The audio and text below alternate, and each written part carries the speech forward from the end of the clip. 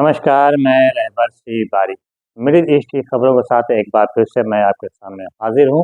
लेकिन इससे पहले आपसे निवेदन है, रिक्वेस्ट है, विनती है कि हमारे इस चैनल को अगर आपने सब्सक्राइब नहीं किया है तो सब्सक्राइब ज़रूर से ज़रूर कर लें और ज़्यादा से ज़्यादा अपने व्हाट्सएप ग्रुप पर शेयर भी करें ताकि और लोग भी सब्सक्राइब करें। यही आपकी हमें हमारी मदद होगी। शुरुआत करते हैं मिडिल ईस्ट की। मिडिल ईस्ट में जंग लगातार जारी है। हिजबुल्लाह ने ड्रोन का हमला किया है, ज़बरदस्त हमला किया है,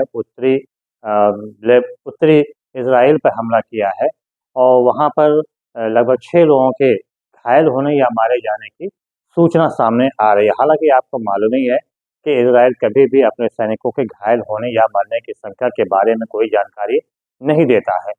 लेकिन हिजबुल्लाह ने दावा किया है कि इसमें इज़राइल को भारी नुकसान उठाना पड़ा है। उधर इराक में भी मिसाइल हमला किया है इज़राइल के ऊपर, उसमें भी बताया जा रहा है कि इज़राइल को बड़ा नुकसान हुआ है।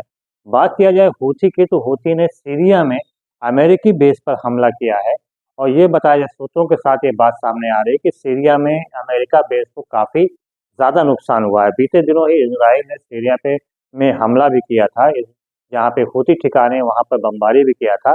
इसी का बदला हूथी ने लिया है और अमेरिका बेस पे ज़बरदस्त हमला किया। हालाँकि अभी इस बारे में कितना नुकसान हुआ है, इस बारे में अभी कोई बात सामने नहीं आई, लेकिन इस बात को इज़राइल और अमेरिका दोनों ने ही स्वीकार किया, पुष्टि भी किया है कि हाँ, हूथी ने अमेरिकन बेस के ऊपर हमला किया है। ये वही बेस है जहाँ से बीते दिनों ही ट्रम्प ने घोषणा किया था कि जल्द ही वो सीरिया से अपने सैनिकों को वापस बुला लेगा। ऐसे में देखें तो इज़राइल इज़राइल के ऊपर 3 तरफ से एक तरफ से हमास तो हमला कर ही रहा है, हिजबुल्लाह का हमला, उस पर से इराक का हमला, उस पर से हूथी का हमला। चारों तरफ से हमला हो रहा है और इजराइल को काफ़ी नुकसान हो रहा है।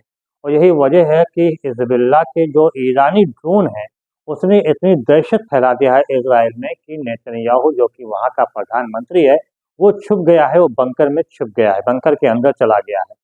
बात यहाँ पे ये जो यरूशलेम पोस्ट है और जो इज़राइल का सबसे मुख्य अखबार भी है इज़राइल पोस्ट जो है और यरूशलेम पोस्ट है, इन सभी ने इस बात को लिखा है कि नेतन्याहू बंकर के अंदर चले गए हैं और अत्यंत सुरक्षित स्थान पे हैं और वो किसी से बात करने के लिए बाहर निकलते भी नहीं।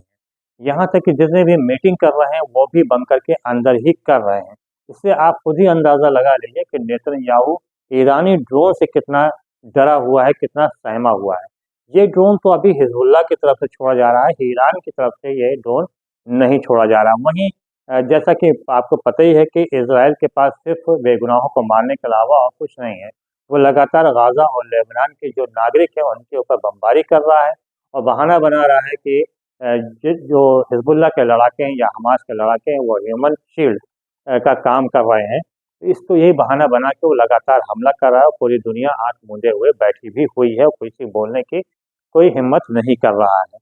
उधर नेतन्याहू की बात किया जाए, उसके डर की बात किया जाए, उसके दहशत की बात किया जाए, उसके जेल में जाने की बात किया जाए, उसके मरने की बात किया जाए, तो उसका लड़का जो कि अमेरिका में बैठा हुआ है, जो कि इज़राइल के सभी जो युवा हैं उनको सेना में भाग लेने के लिए कहा जाता है और हालात ये हैं इस वक्त मौजूदा समय में कि इज़राइल के पास सैनिकों की कमी है और जो यूनिवर्सिटी में युवा पढ़ रहे हैं, छात्र पढ़ रहे हैं, उनको ज़बरदस्ती सेना में शामिल किया जा रहा है।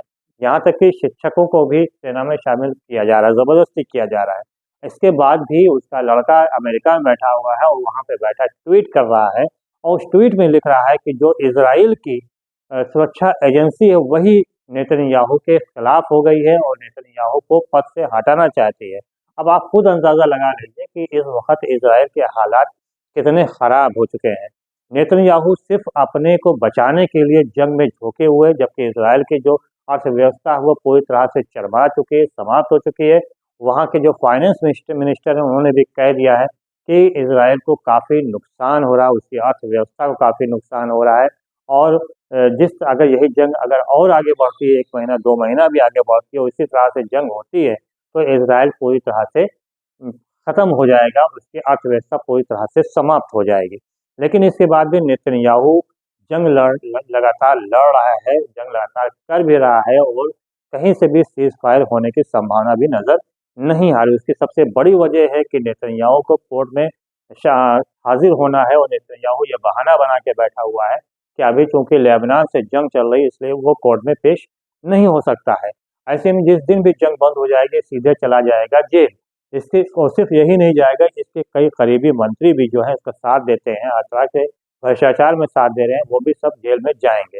हाईकोर्ट वहाँ के जो इजरायली हाईकोर्ट है उसने भी इसके एक करीबी मंत्री को कहा है, निर्देश दिया, चेतावनी दिया है कि अगर उसने पुलिस के मामले में दखल अंदाजी किया तो उनको भी पद से हटा दिया जाएगा। ये है हालात इजराइल के।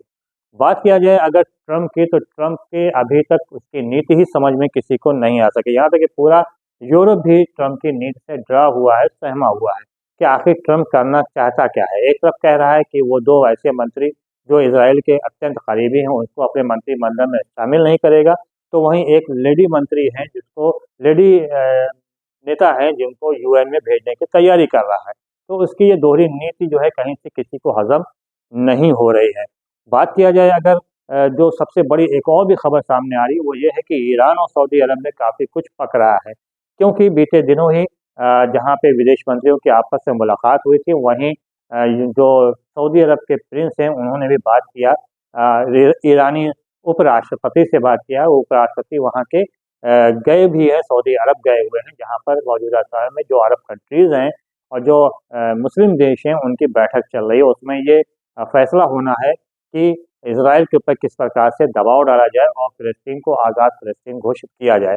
तो ऐसे में माना जा रहा है कि ईरान और सऊदी अरब में जो कि हमेशा से एक दूसरे के शत्रु ही रहे हैं, दुश्मन ही रहे हैं, लेकिन चीन ने दोनों के मध्यस्थता करके दोनों में दोस्ती कराई और अब वो दोस्ती काफ़ी परवान चढ़ रही है। और जिस तरह से दोनों में वार्ता चल रही है, और हालांकि अभी कोई बात सामने नहीं आई, लेकिन ये माना जा रहा है कि ईरान सऊदी अरब को इस बात पर राज़ी करना चाहता है कि अगर वो इजराइल पे हमला करता है तो वो किसी भी प्रकार से अमेरिका या इजराइल का साथ ना दे और बदले में वो सऊदी अरब को किसी भी प्रकार कोई नुकसान पहुंचाना नहीं चाहता है।